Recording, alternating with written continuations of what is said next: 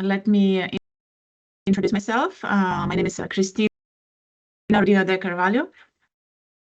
I recently joined CITES Secretariat as the Chief of Outreach and Projects Units, and the CTSP project is in this respective unit. So it's our great pleasure to welcome you all to this project preparation webinar organized under CITES Tree Species Projects, which we will call CTSP. Let me first just start by saying, so this webinar is designed to support the preparation of project proposals in response to the notification to parties that has been issued on April 25. You very well this document. So we're very pleased to introduce this phase of the project today. As outlined in the notification, so this project is funded by Germany, and it will contribute to promoting sustainable trade and forest governance. The webinar is partly intended for CITES Management Authorities and also national counterparts from ODA eligible CITES parties that are arranged for commercial species. And we thank you all very much for making the effort to join us today. There are three main objectives of the sessions today. First of all, the session will provide a clear guidance on the project eligibility.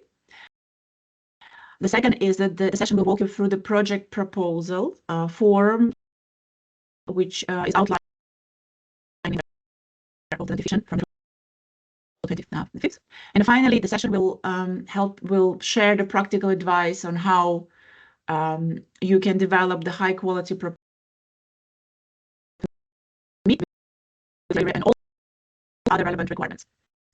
Please kindly note that this webinar today and also the Q&A section will be, first of all, prioritized for parties and organizations who may provide a support for parties in the process of submission of their proposals. Participants are joining today as observers. Also, I'd like to inform you that to ensure transparency and equal access to information, all CTSP webinars, and today we have a webinar in English, and we will have one webinar in French and one in Spanish. All webinars will be recorded and then will be available on the CITES website. So if parties are not able to attend the live sessions, they can review the materials at their convenience. As for the housekeeping reminders, we kind of the president dedicated session. However, if you have any comments or any urgent questions while we have presentations, please kindly put them in chat, but also indicate your name and also the country and organization. As I said, this session will be in English, and notice that some participants register to all language webinars we will have, so you only need to attend one session because the content of all webinars will be the same. And then before we dive into the technical content of the webinar, the introductory video that highlights importance of forest and role of CITES Tree Species Project. So once again, let's continue. Let me move to the next slide. And I do hope you will see the video now.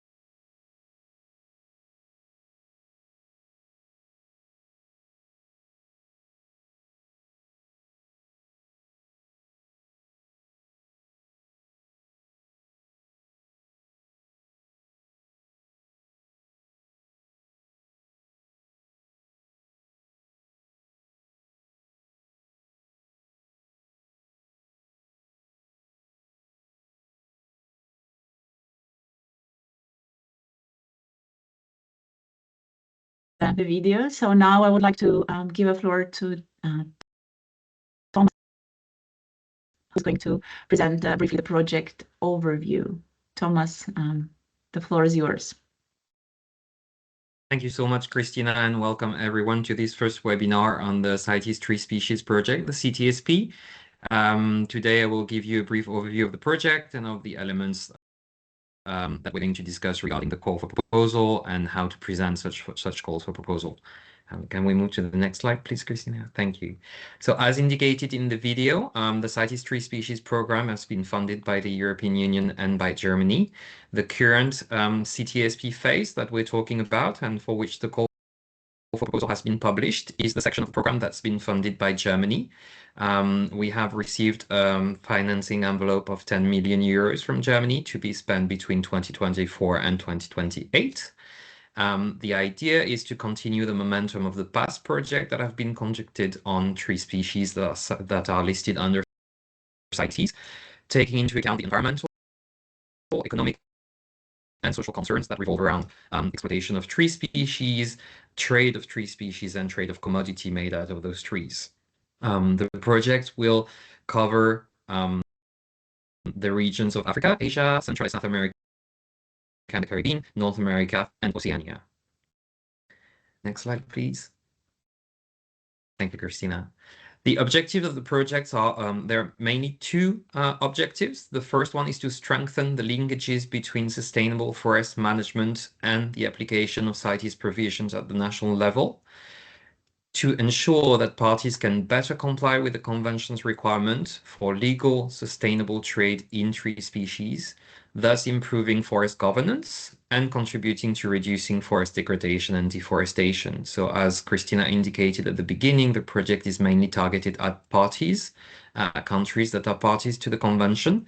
And the main objective of the project is to ensure that parties are in a better position to implement the provisions of the Convention with regard to sustainable and legal exploitation of CITES-listed tree species.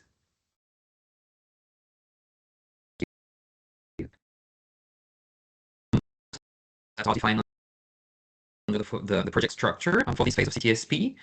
The main one, the number one, is direct support to parties. The idea under the CTSP project is to ensure that maximum support is directly given to the parties to the Convention to ensure a better implementation of the treaty. So every effort will be made so that the majority of the effort of the project and the associated funding is directly provided to the parties to the Convention. The second outcome is the development of activities across either geographical regions or across taxa. We have been seeing proposals for projects that can span over various countries. That raises difficulties, but also brings a lot of richness. But projects could also be developed to cover specific taxa that would therefore span across either the entire range of the taxa or part of the range.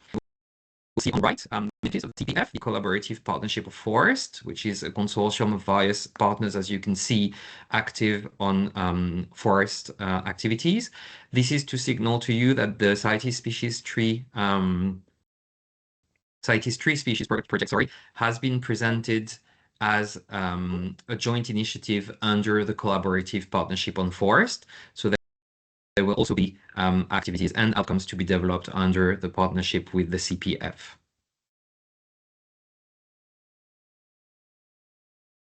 Thank you, Christina. So now that we've seen this sort of general overview of the CTSP, we're going to move a little bit deeper into the actual call for proposal and the information you've been seeing in the notification published by the Secretariat and the template call for proposal.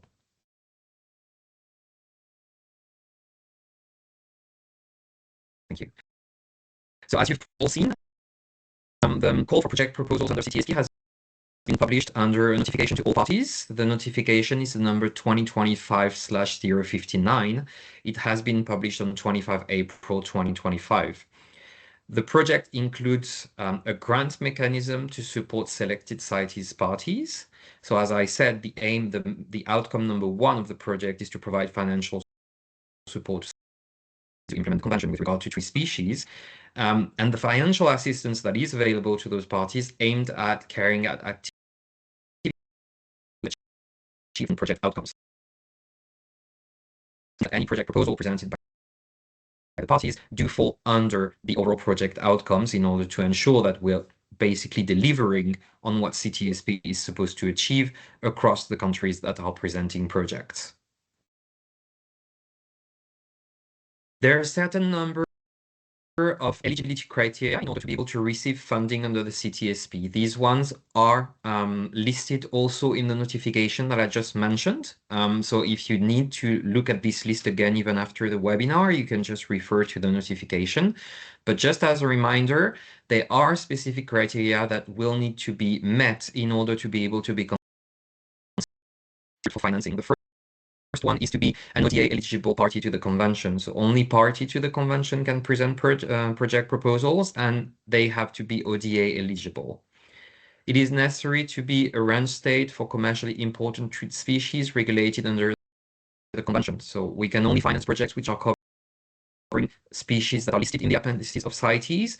And the idea of this of the CTSP is to really focus on the species that are the most targeted by international trade.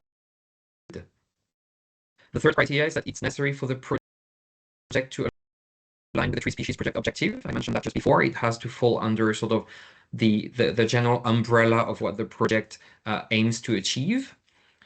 It is also necessary to commit to implementing the project within the project time frame. So that is something that is more administrative in a way, but it will be necessary that the project proposals submitted do include a description of the project and a calendar of implementation that does fit within the project timeframe. It would be difficult to consider a project that would span, let's say, under the next 15 years for a project that is designed to last for 5 years only.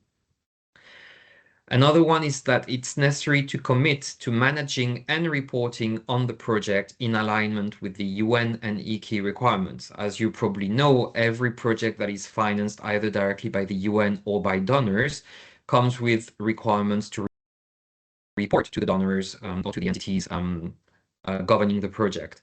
We have specific requirements to meet in terms of reporting, and therefore any party proposing a project proposal will have to make sure that it is integrated in the proposal, that the framework of the project is understood, and that there is a commitment to respect those requirements in order to make sure that all of the reporting can be made on time, and that the donor can therefore follow the implementation of the project, and that every sort of administrative box is ticked so that the project can run smoothly and all of the financing can go ahead as planned in the project calendar. And then it will also be necessary to demonstrate in the project proposal how the project will positively impact the legal and sustainable trade of CITES-listed tree species. That sounds probably evident to all of you, but it will be, of course, necessary that in a project designed to improve the implementation of CITES with regard to tree species in the CITES parties, all of the project presented do demonstrate that there is a positive impact that will come out of the proposals made, and that will impact on the long term the legal and sustainable trade of CITES-listed species. It is necessary to understand at this stage that you are presenting project proposals, so there will be a selection of the project that will be made, and only the project that will be selected will obtain the funding. So presenting a project proposal in answer to the notification that has been published is not a guarantee of funding. Only the selected projects will receive funding in the end. Can we move to the next slide, please? Thank you so much. So as I said, there will be a selection process, and here on the screen you will see the selection criteria, the main selection criteria that will be applied in order to decide which will be the project that will receive funding under CTSP. The first of the selection criteria is the relevance of the project. Again, that seems fairly evident, but the project needs to be relevant for CITES implementation and, as I said, have positive outcomes on legal and sustainable trade in tree species. will be taken into account the impact of the project regarding the trade of the tree species considered or covered by the project that is being developed, the sustainability of the project. An important element is the multiplier effect. So that might sound a little bit eerie to some of you, but it's basically trying to assess the ability of the project to develop long-term results and long-term outcomes in terms of CITES implementations with regard to the tree species. So not the effect project, but sort of the long-term change of behaviors and the long-term results that the implementation of the project will create for the country considered, or the species considered.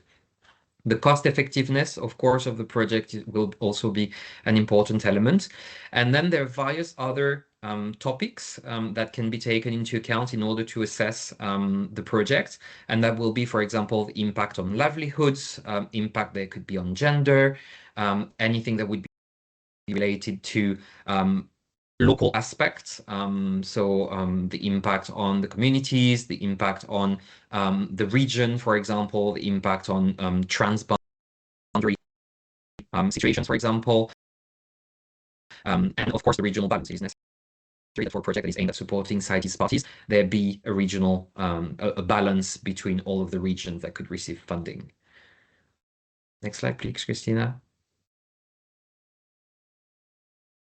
Thank you so much. And finally, before I hand over to my colleagues to continue, this is to show you a little bit the project timeline.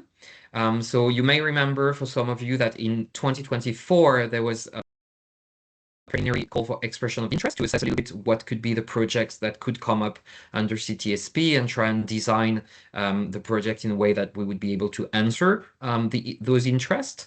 As I said before, we have published the notification calling for the proposals at the end of April 25, the 25 April, and there is a period of 2 months to present those proposals. So the call was published on 25 April, and the deadline for submission of the proposal is 25 June. After 25 June, we will enter in the project selection phase. So as I said, we'll be reviewing all of the projects received. There will be a selection process based on the criteria that we just discussed before. We aimed at having the project selection done between July and September 25.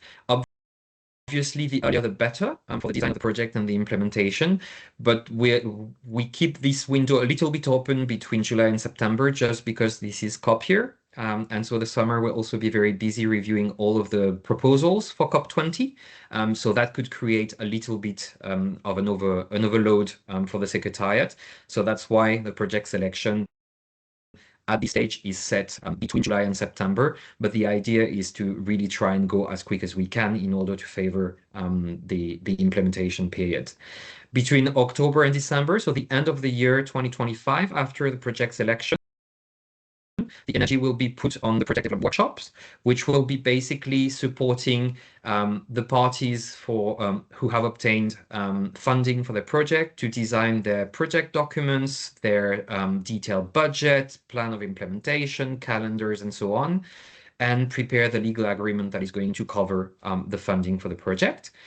And starting in 2026, we dive into the implementation and the actual actions under CTSP, aiming to obtain as many results as we can. So this is to give you a rough idea of what's going to happen this year. So 2025 will be mainly administrative and construction of the project, and 2026 we dive into the action.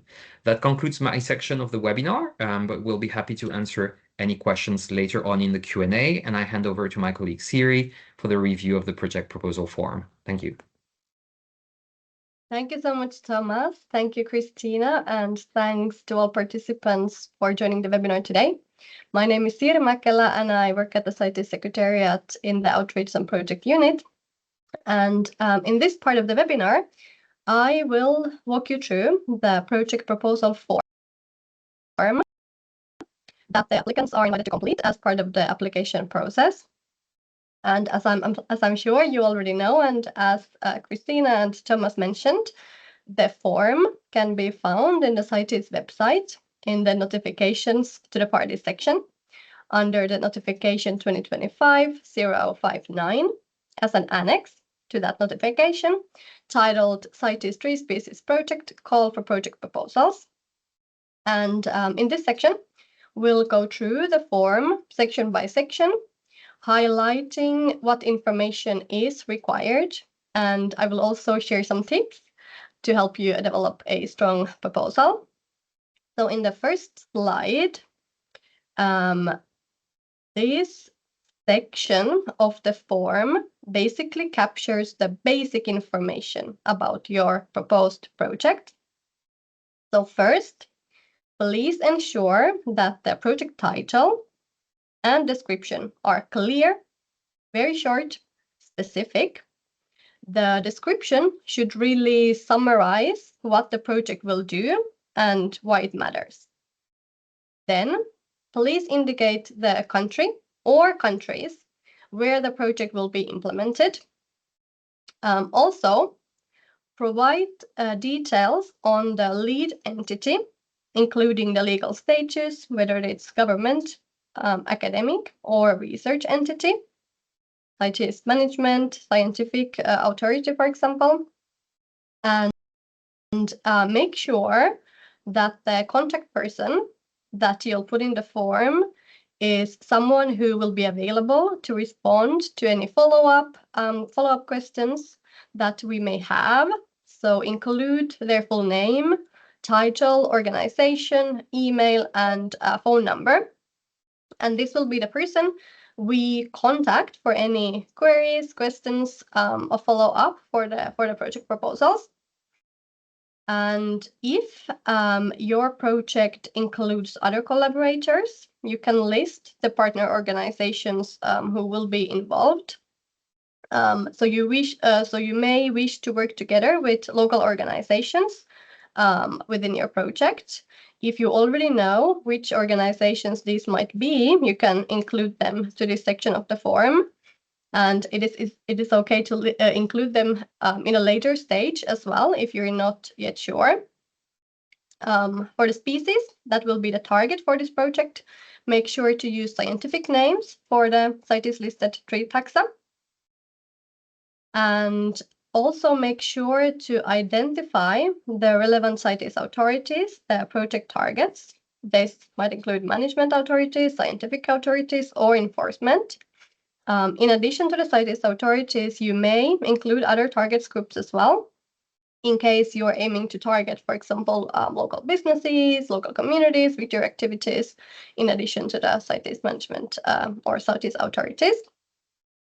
Then also select the estimated budget range for your project for the whole duration of the project.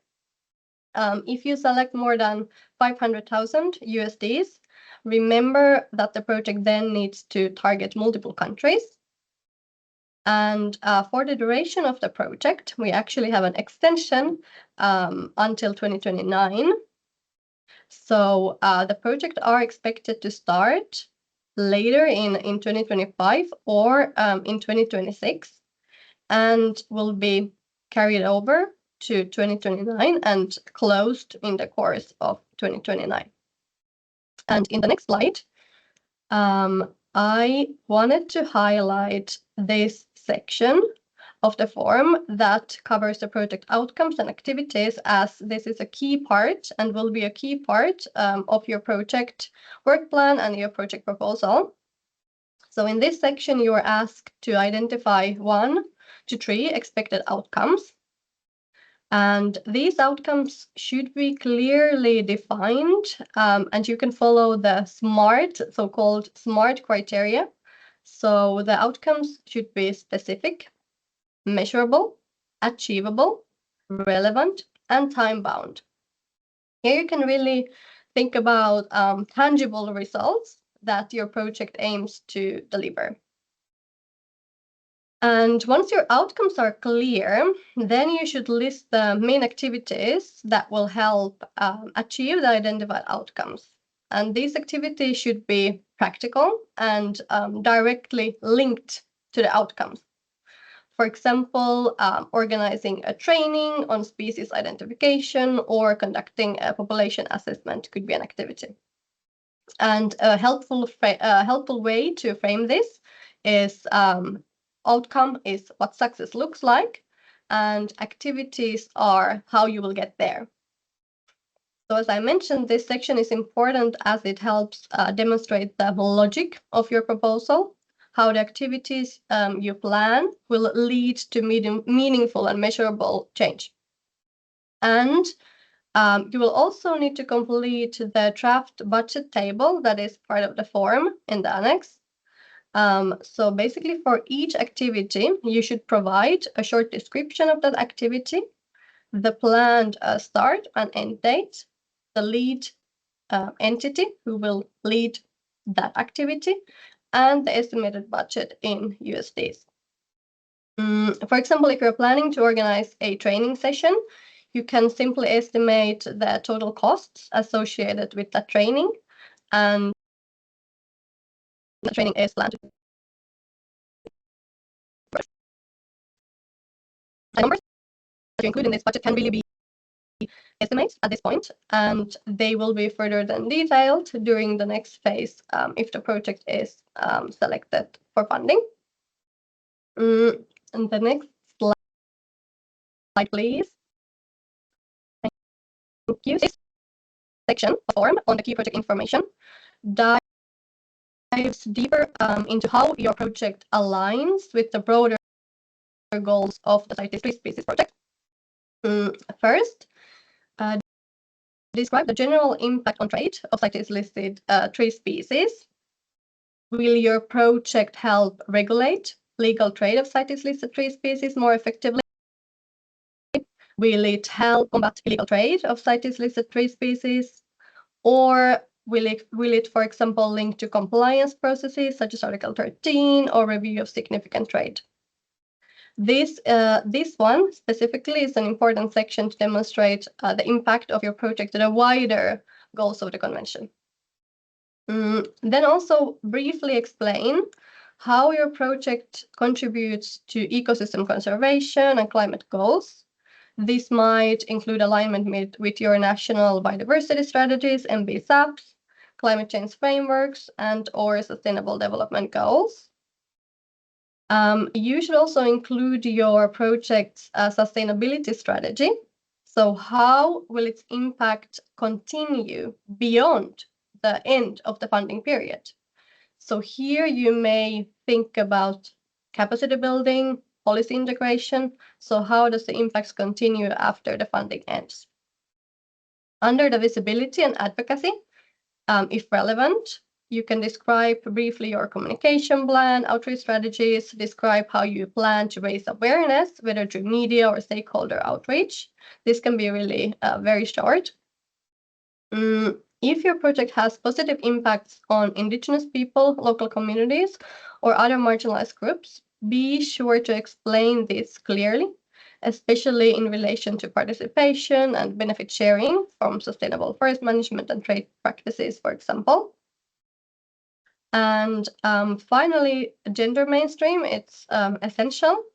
So explain in this section how your project will ensure equal participation and benefits for all genders. For example, this can be through collection of disaggregated data or equal access to capacity building opportunities such as trainings and workshops. Then we have a last section on local content. So in here you can estimate the share of the funds that you will be receiving, that you will allocate to local organization, and also describe their role in the implementation. And the local organization as those that have their own entity under the applicable national law in the country, or in the case of regional organization, focus their activities on the respective project region. This may include, for example, local NGOs that you may work with to support carrying out of a certain activity within your project. Next slide, please.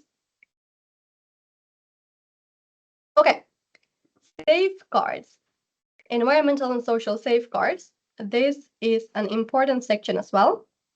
All the projects that are funded through this umbrella project must assess potential environmental and social risks. following the IFC performance standards.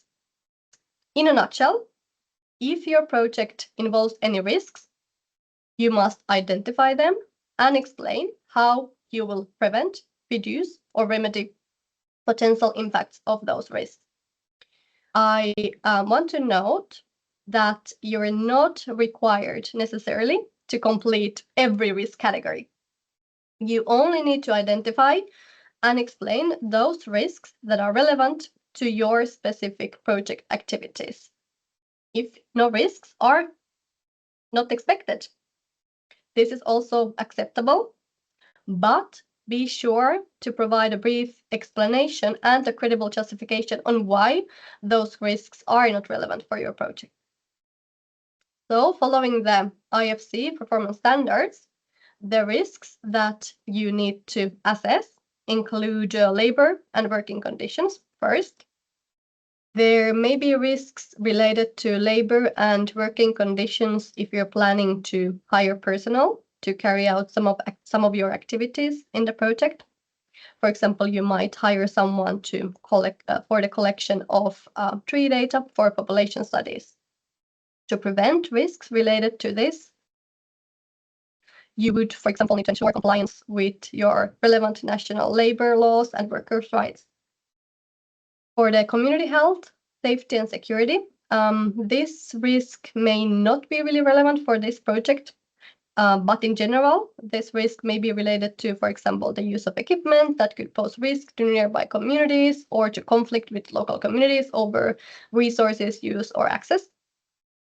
For the land acquisition and resettlements, for land acquisition and involuntary resettlement, risks may arise if the project activities take place in, for example, production or protection zones in forests that are located near or overlap with legal or informal human settlements. This may lead to loss of access to resources and, in very rare cases, to physical displacement. And the project implementing partners need to conduct an additional process if human settlements that may be affected are identified. This includes assessing the potential risk of physical or economic resettlement. And if the implementing partners need also to consult with the community members to determine how their livelihoods or homes could be affected by the project activities.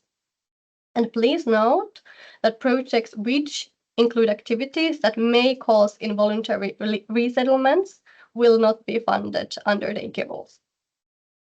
And for impacts on Indigenous people and marginalized groups, some project activities may affect the livelihoods, resource access, or cultural practices of Indigenous people and local communities. For example, new forest management measures could restrict access to traditionally used lands or forest resources.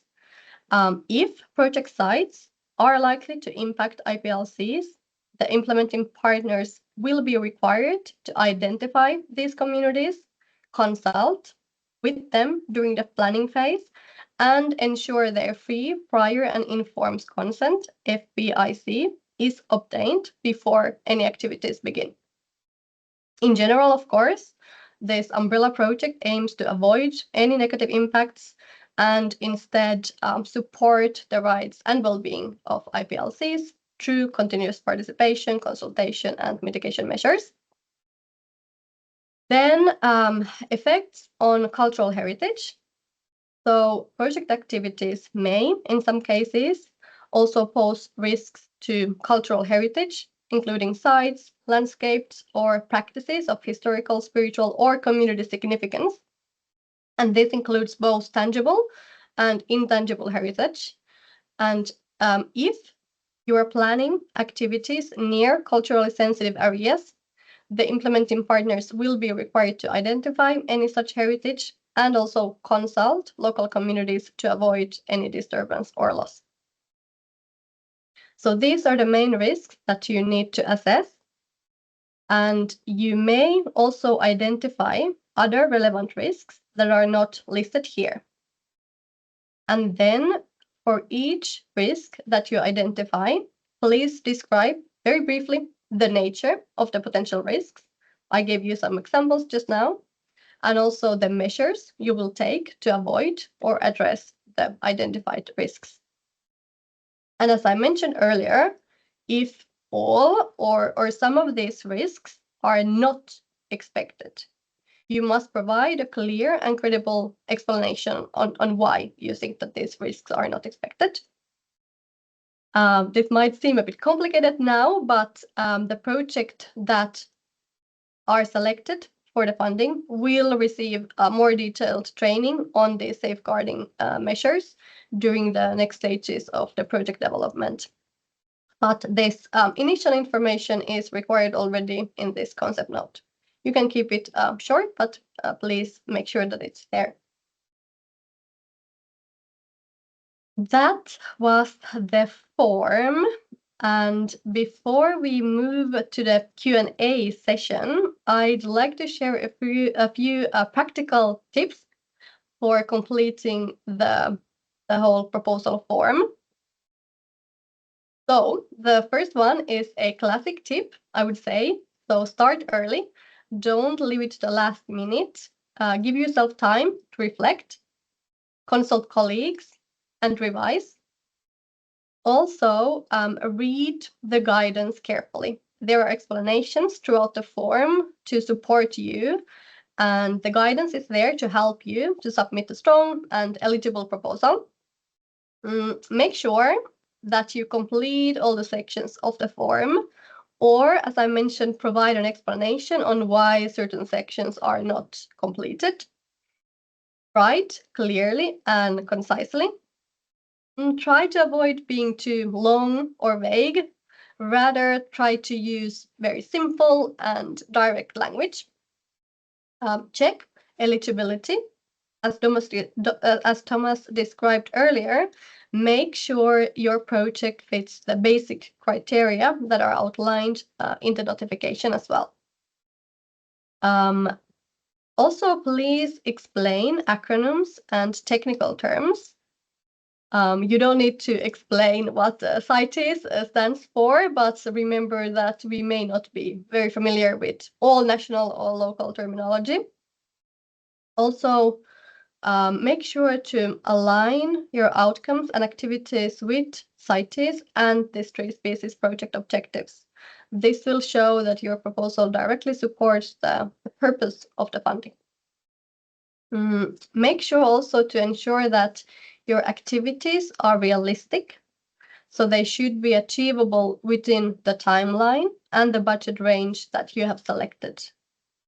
Also, remember to proofread your proposal, review the spelling, formatting, and also consistency before you submit. And finally, you may also delete all the gray text.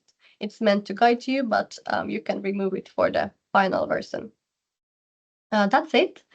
I think the small steps can really improve the clarity and credibility of the proposal. Now I think we'll come to the end of this presentation. Thanks so much for your attention.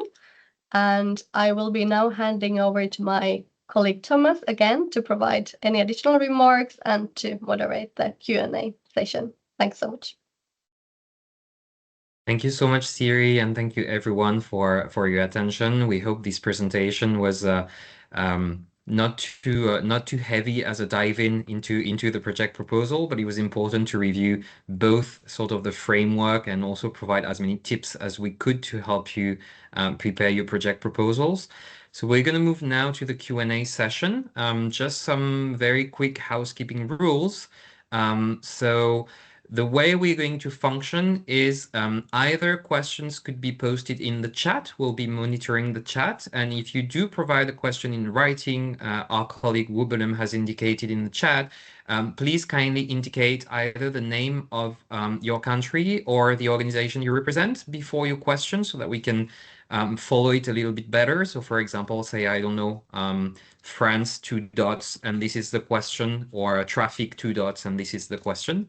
Or you could also raise your hand and we'll be monitoring also the list of participants to make sure that we can give the floor step by step to all of the persons who have questions.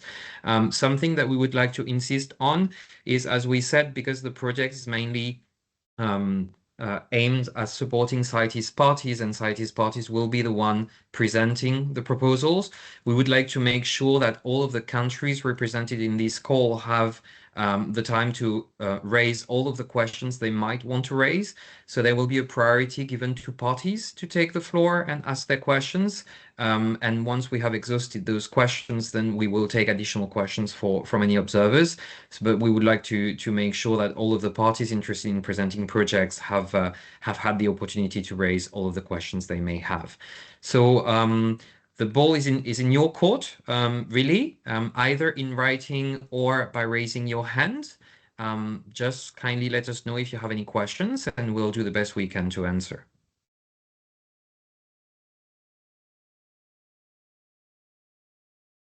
And don't be shy, we have time, and we're sure you have questions.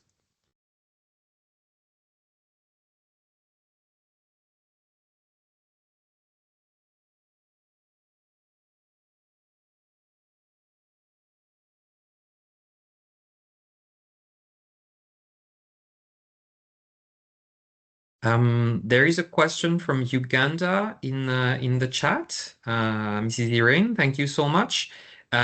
Yes, you should be as precise as possible in the call for proposal, because the more precise you are, the easiest it is to assess, for example, the impact or the future results of the projects and everything. There is no limitation on the number of pages for review, but again, as precise as we can, but also as clear as we can. So it's important that any text that you provide actually supports the argument you're trying to make. So it's not so much the length of the text that matters, but really whether or not the argument that you develop in any of the sections of the call for proposal actually supports the argument you're trying to make, or demonstrates sort of the results that you want to achieve. So you will not be penalized if you have a shorter or longer document than another country. But it's important to make sure that anything you provide is directly relevant to the call for proposal and supports the argument you're trying to make.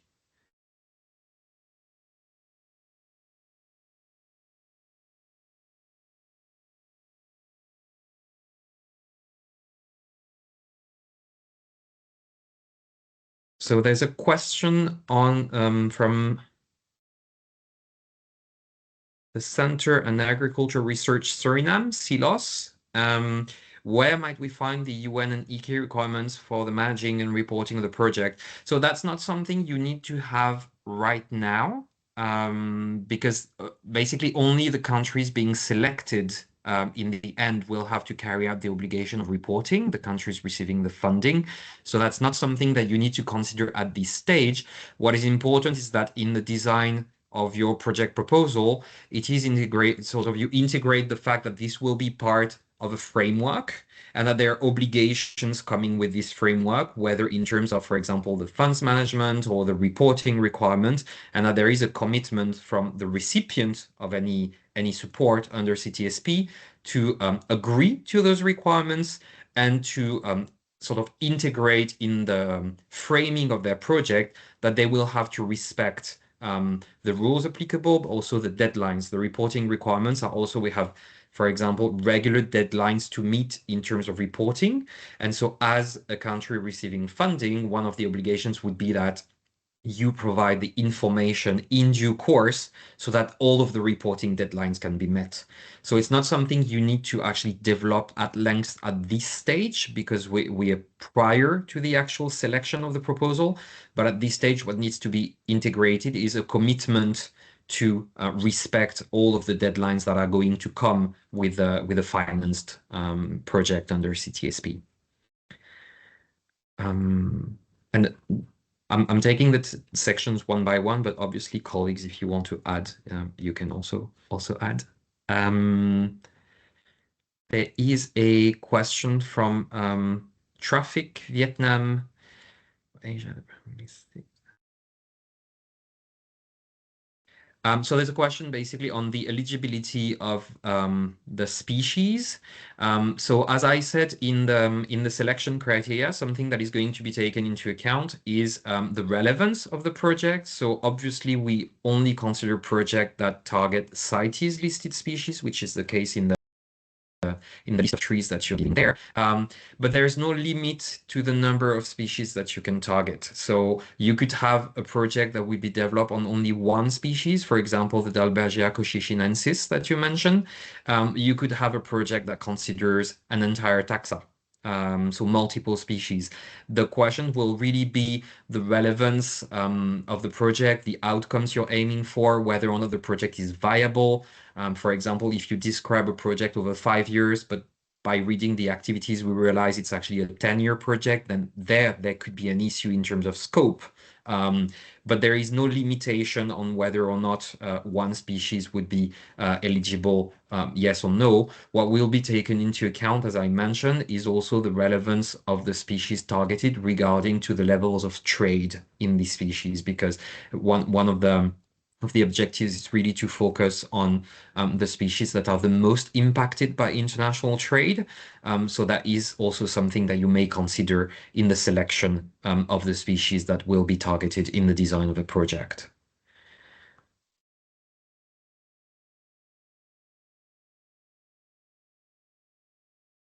There is a question from Kenya on whether or not the budget provide for institutional administration and overhead. That is something that will need to be considered in the review of the project. There is no yes or no answer to this question. It would depend on what are the costs that you will be integrating there. There might be some expenses that could be eligible because typically any design of project requires some administration, and this might come with associated costs. But it would depend on what are the costs that are listed in the project proposal and what would be the final sort of the extent of those costs versus the scope of the project and the scope of the financing requesting. Obviously, as you may imagine, if you present a project and 50% of the cost are administration, that might create an issue. Whereas if you have a 1% administration cost, then maybe that's something that can be considered. So there's not really a yes or no answer to your question. When you prepare your budget, it's important to list any expenditure that you see coming for the project activities, the project design, and the project implementation, but keeping in mind that what the main aim of the project is the results on the ground. So everything or most of the financing and the efforts needs to be made into the development of activity and the implementation, and less on the administrative structure, if you can say that. But there's obviously cost, like I said, linked to administration and project management that can be included, because without that, you just cannot carry the project.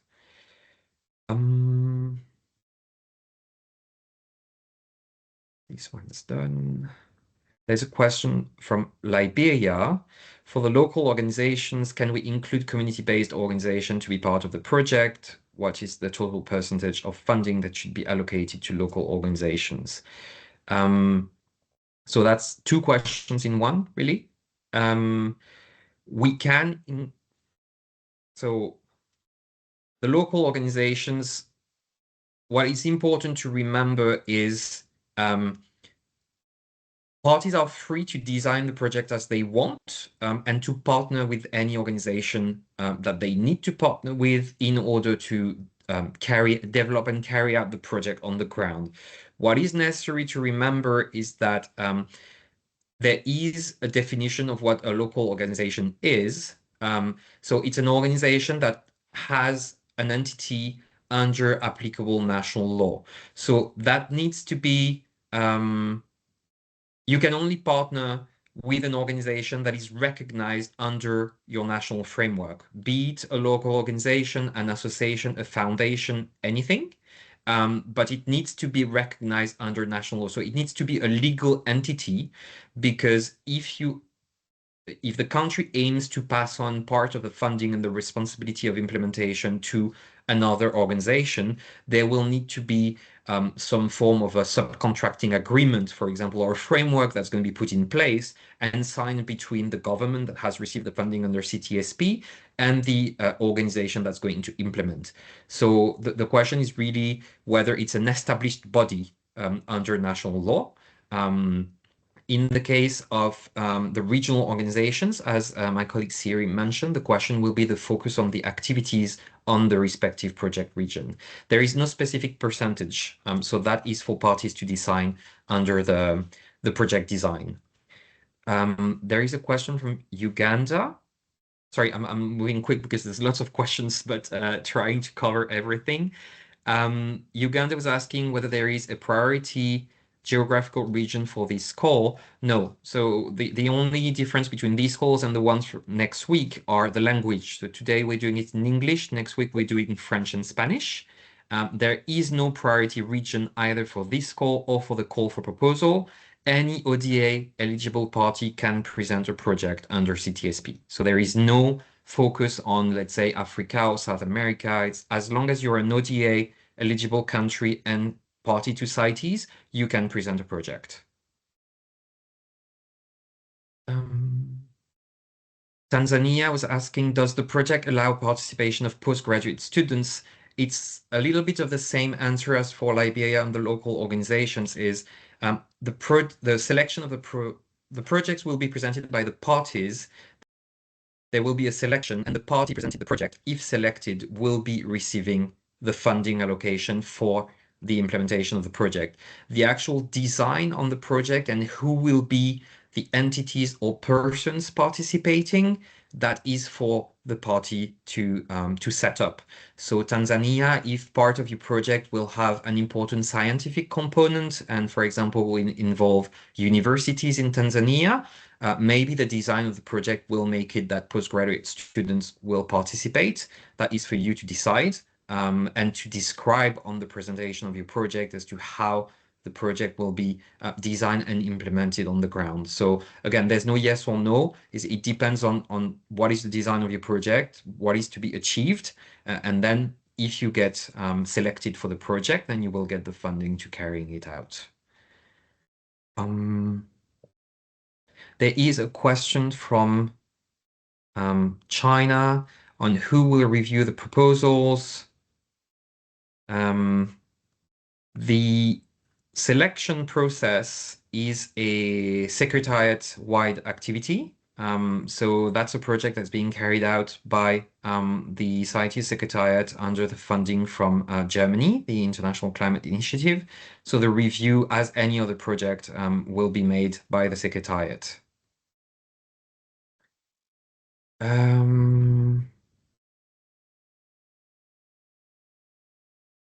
There is a question from Botanical Gardens Conservation International, BGCY. So the question is a proposal to submit a project, but BGCY being an observer, would that make the proposal invalid? Would you want to see evidence of liaison within the CITES Management Scientific Authority? So that's something we explained at the beginning of the call. The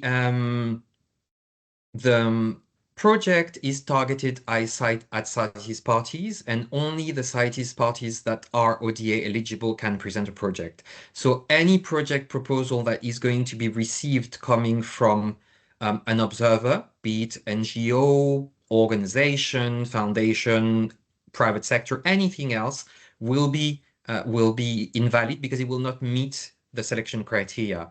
However, any organization, in this case BGCY, for example, can support the party in presenting a project and can be one of the entities carrying the implementation of the project on the ground if the project is selected.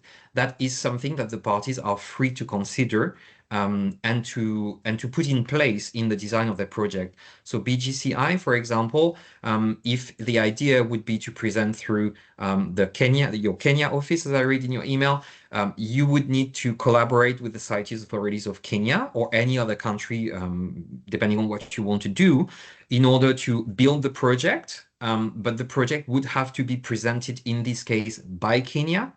And then it's in the description of the project, it could be explained that BGCY will be, for example, the lead entity, or will be one of the entities carrying out the project, and then there will be a description of sort of who will do what inside the project.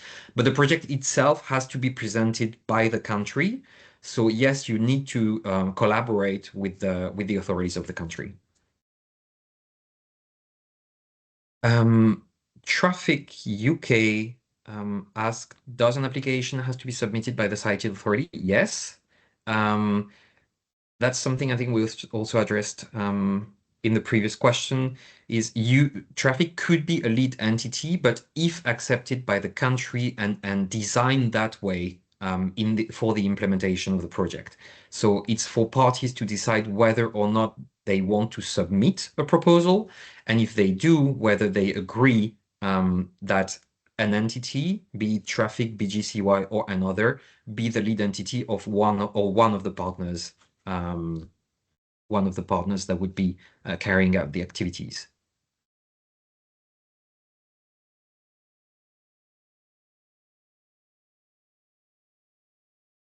There's an extra question from traffic on the funding, whether the entity could receive the funding directly. The answer is no. So again, the eligible entities for the CTSP project are the parties. So the funding is going to come from the project to the country. Then if the country has decided to partner with a local organization, including, for example, traffic in this case, because you asked the question, they could be a further transfer funding for the carrying out of specific activities that will be managed by traffic, but there will not be any direct financing from the project to traffic. The recipients of the funding are the selected parties.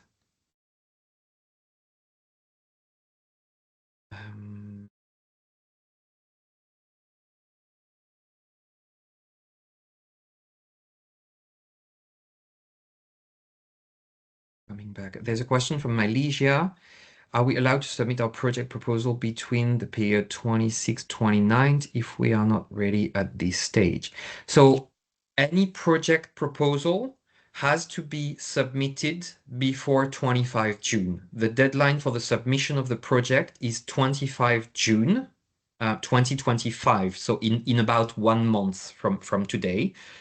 If you do not submit a project proposal now, or before the 25 June, you will not be considered for the selection of a project under CTSP. However, 26-29 is the implementation period. So in the design of your project, you could manage your timeline of implementation over the period 2026 to 2029, considering that 2029 will be the closing year. So there will be important deadlines to consider in terms of the calendar of the implementation of the project in order to allow for the smooth closure.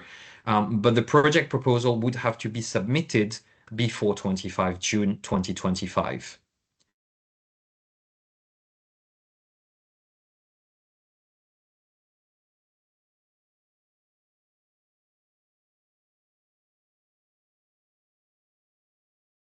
There is a question on Uganda has asked a follow-up question on the question of eligible species. Can species be modified beyond what was indicated in the expressions of interest? The answer is yes. So the expression of interest that you sent in 2024, this was a preliminary approach to the CTSP in order for the Secretariat to assess who would be potential interested countries, what would be the type of projects that would be presented, what would be the species that could be targeted, to have an idea of what the CTSP could be. You are not bound by anything that was written in the expression of interest. So you can change the scope of the project, you can change the species that are considered under the project, and you can change any element that you expressed in the expression of interest, whether again scope, species, potential partners. For example, if your expression of interest only focused on activities to be carried out by the MA, then you could now decide that there will be additional activities by the SA, for example, the scientific authority, or you could add an enforcement element.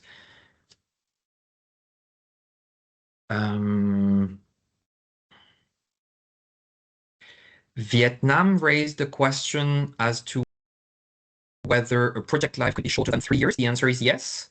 You are free to propose a project that would sort of to present a project timeline or a project design that fits what you need. So if the project that you would like to present and to get financing for is a shorter project or a more focused project, that is not a problem. So just submit the project proposal based on the template with all of the required information, and that will be considered in the selection process. There's a follow-up question from Suriname. Thinking of submitting a proposal covering countries part of the Guyana Shield in the budget template. Can I use all the organizations we want to collaborate with as lead entities for certain activities? That is, again, for the country to consider. So the project would have to be submitted by parties. If it's a multi-state project, then we'll need to make sure that all of the parties are on board and co-submitting the project. But yes, if the parties agree that some of the activities would have to be carried out by local organizations, then the project will need to explain which are these organizations and which will be in charge of what. If you want one of those entities or local organizations to be a lead, this is absolutely possible. It's just the more partners or the more entities you have in order to carry out the project, especially if it's a regional project, the more detailed your project proposal will have to be, so that we understand exactly who is part of the project in terms of parties, who is part in terms of partners, and who is carrying what inside the project. But in theory, you can absolutely do that.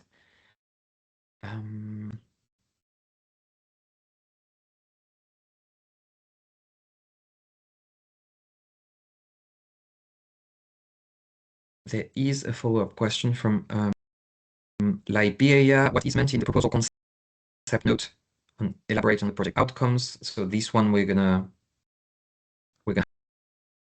handle just afterwards. Elaborate on the land acquisition and involuntary resettlement.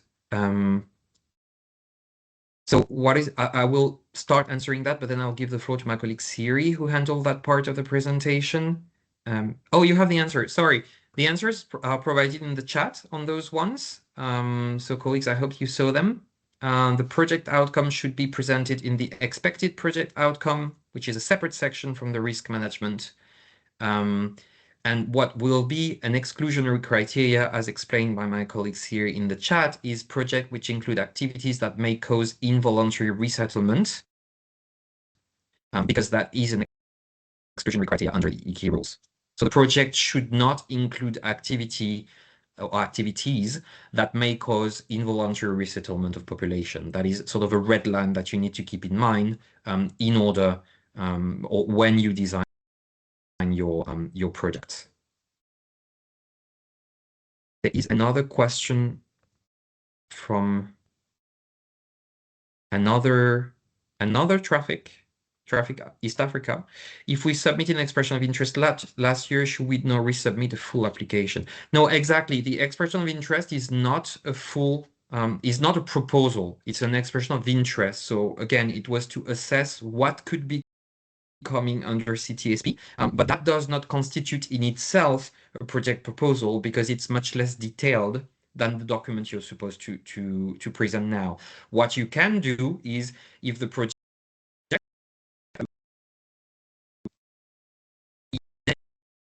the same as the expression of interest, you can use the content of what you presented under the expression of interest to populate part of the template of the call for proposal. Just remember two things. The template call for proposal is more detailed. There are more sections and more elements to fill. So you would need to add all of those elements in there to make sure that you have a fully populated template. And also remember that projects have to be presented by parties.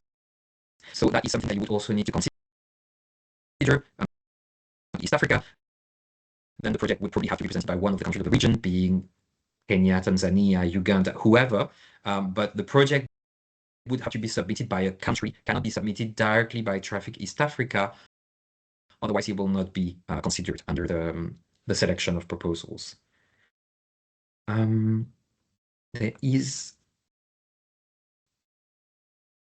another question from Kenya.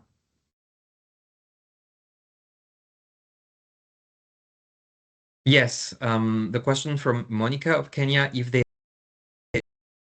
based on the inside of the presentation today, there are things that you want to amend, you can absolutely resubmit. The important thing to remember is that the deadline is 25 June. We have contacted all of the parties that have submitted expression of interest. We have done the job of sort of, like I said before, we have tried to use the elements of the expression of interest to pre-populate the call for proposal template and send them back to all of you, all of the parties who submitted the expression of interest, to provide this as sort of a first help to prepare your call for proposals. So you can change anything you said in the expression of interest, whether scope, targeted species, design of the project, partners that you want to partner with, anything can be modified. Just the deadline for the final call for proposals is 25 June. So make sure that you don't lose any time and you provide the project proposals in due course.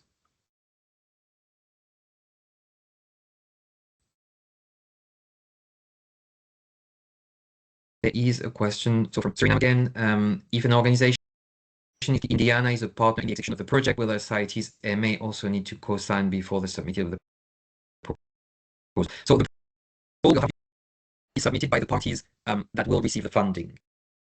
So if it's a one, for example, let's take again the example of Traffic East Africa, not to put Traffic on the spot, but it's easy in my head. If Traffic East Africa wanted to present the project only in Kenya, then the project could be theoretically presented by Kenya, and the design of the project would be developed. The Kenya MA will do this, and Traffic will do that, and this is how we're going to implement the project. If you have the regional of the project, the co-presentation by all of the countries involved, because we have to make sure that all of that, and because the funding will go to all of these countries, not just one of them. So any organization that would be part of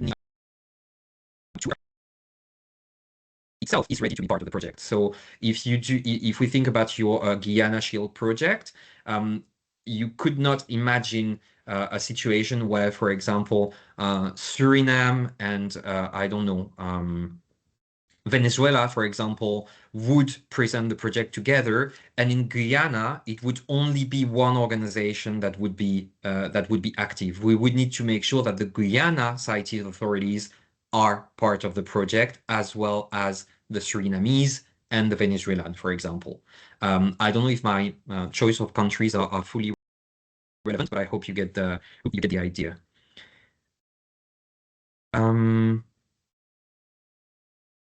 The question of Traffic UK has just been answered on the chat, so I think that is done. I see that my colleague has also answered the question of the expression of interest. So again, do not feel bound by your expressions of interest. This was a preliminary exercise to try and assess what could be coming under CTSP, but we are now in the substantive phase. So what counts in order to obtain potential funding under CTSP are the proposals. You still have a month to prepare them, and the template for the call for proposal is one that you have under the notification. This is the information we need now. If the expression of interest helps you populate your call for proposal, because the projects are essentially the same as the ideas presented last year, sort of it just makes your life easier, and you just need to provide, but you are not bound in any way by what was said in the expression of interest. There is a question from Liberia. If parties intend to include trainings as part of the project, can the training include short-term and postgraduate programs? that would need to be, so there's no answer to this question, colleagues. We would need to assess what is exactly the activity that is being developed. If it's because remember that the aim of the project is to ensure proper implementation of the convention, to ensure legal and sustainable trade of CITES-listed tree species. So if there is targeted training, if there are targeted trainings developed in order to improve the capacity of state authorities or any entity at the national level that is taking part or active in the exploitation of the tree species or the monitoring of the tree species, that could be considered fully relevant for the project. If what is aimed at is, for example, creating sort of a general master degree in the National University on forestry, then there will need to be a strong justification as to how this sort of general endeavor is meeting the objective of the project. So we cannot answer to you yes or no at this stage. Is you need to assess what are the eligibility criteria of the project, what are the objectives of CTSP, and remember that your project answer those objectives. So if you feel that there is a strong justification for that, feel free to develop it in your project. Whether or not it will be accepted, I cannot tell you because it will depend on the assessment of the overall project. I think the question from Traffic UK has been answered. So yes, the development workshop will focus on the selected project. The idea of the development workshop we explained in the presentation is after the selection of the project, we won't move from the call for proposal to sending the funding. There needs to be a translation of the call for proposal on an actual project document. Typically, we told you in the call for proposal, you give an as detailed budget as possible, but with estimates. After that, we'll need to move to an actual precise budget on what will be done and spent during the live course of the project. And so the development workshops will aim at supporting the selected project and selected parties in developing their project documents, their budgets, and all of the elements that we need to ensure proper implementation of the project. And to sort of cover all of this, there will be the negotiation and signature of the legal agreements that will allow for the transfer of funds. So all of this will be handled through the development workshop, and that will only cover the selected project and selected parties.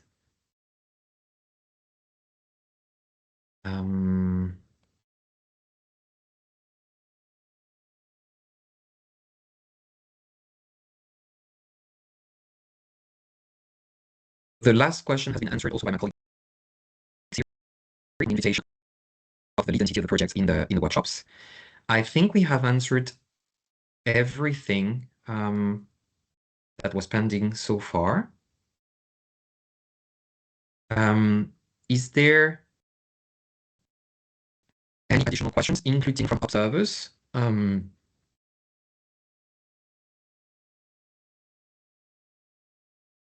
Again, don't forget that you can also raise hands if necessary, but as usual, we're also monitoring the chat. So just checking whether there's any additional questions from either parties present or observers. There is an additional question from Labé. Can this project funding be used to support legislation related to implementation of CITES fauna species? That's a very tricky question. This is a CITES Tree Species Project, so all of the project will have to focus on flora. So by definition, fauna would be excluded. What is important to remember is typically if in Liberia, for example, you have one single CITES legislation that applies to all of the species, whether flora or fauna, and part of it would be this legislation, then there would be sort of a ricochet effect for the fauna, and that activity under the project, but there would not be any consideration of activities linked solely to fauna species. Hi, Thomas. Fiona. Yes. Fiona, can you take the floor? Hi. Hi, thank you very much. No, this has been incredibly helpful, so thank you, and thank you for answering the many questions that Traffic has put. I have one last one, and that's to do with the with this session, the slides and the recording. Will they be available for us to reference back and to share with our colleagues?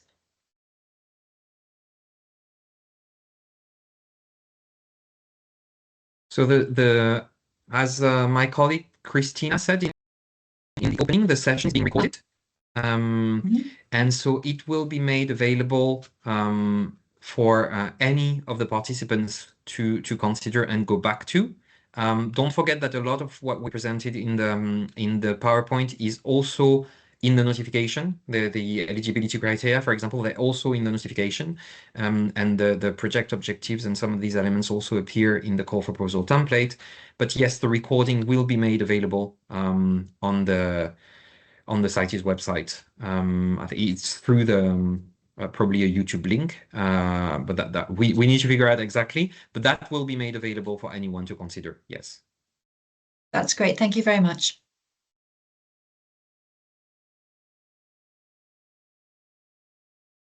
Just checking the chat to see if there's anything else there.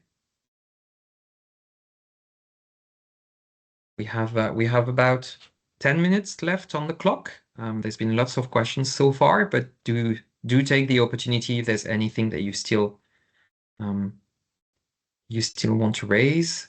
And if nothing, something we wanted to mention before we close is, so as we explained, today was a webinar in English. We have 2 webinars next week, one in French, one in Spanish. As Christina mentioned at the beginning, we can see from the registration that some of you have registered for the 3 webinars. The content discussed will be exactly the same. So it will be the same presentation and the same Q&A session in a sense. So you do not need to attend the 3 webinars, just to let you know. At the close of next week, early week afterwards, we will be circulated a quick feedback form in order to obtain a little bit of feedback information, what you thought about this webinar. So the survey will be provided in all of the languages, English, French, and we'll be pleased to send us some feedback so that we can take into account in the preparation of future webinars that we might develop either for CTSP or others. So we'll only be circulating this after the webinar next week, so receives it in the 3 languages at the same time, just to facilitate a little bit the reporting. So that will come. One last question: 1 successful application per country. There's no rule on this. Fiona, correct me if I say anything stupid, colleagues, but the question is really the balance. As we said, there needs to be a balance between the regions that can benefit from CTSP, but also obviously between the countries. So one of the criteria that will be taken into account in the selection process is this geographical balance. So there is no firm no. It could be that in a particular situation, a country could have 2 projects selected, or for example, national and one that would be a multi-country project. Typically, that could be a scenario. So it's not a firm no, but it really depends on the project presented and the balance that we need to ensure to have between all of the parties and the regions benefiting from the project.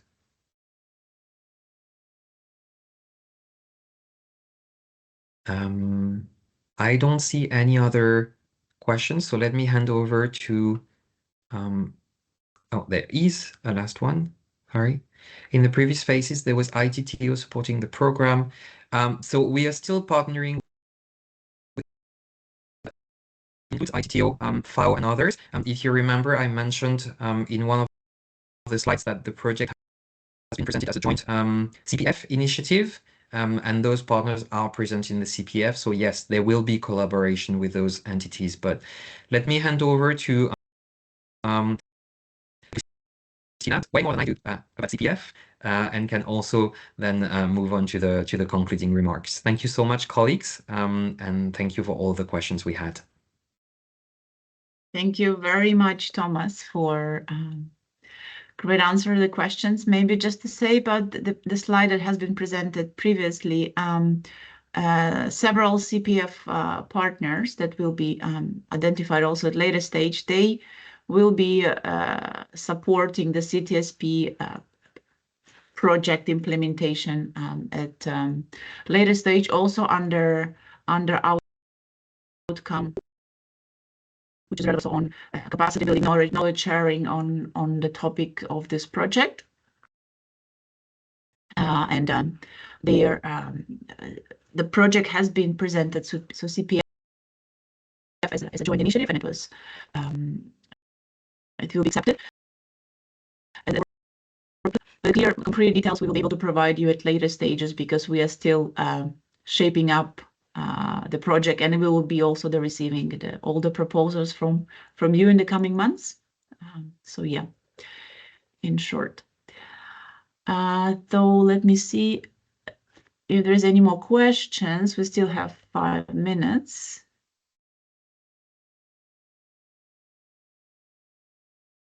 I don't see any questions.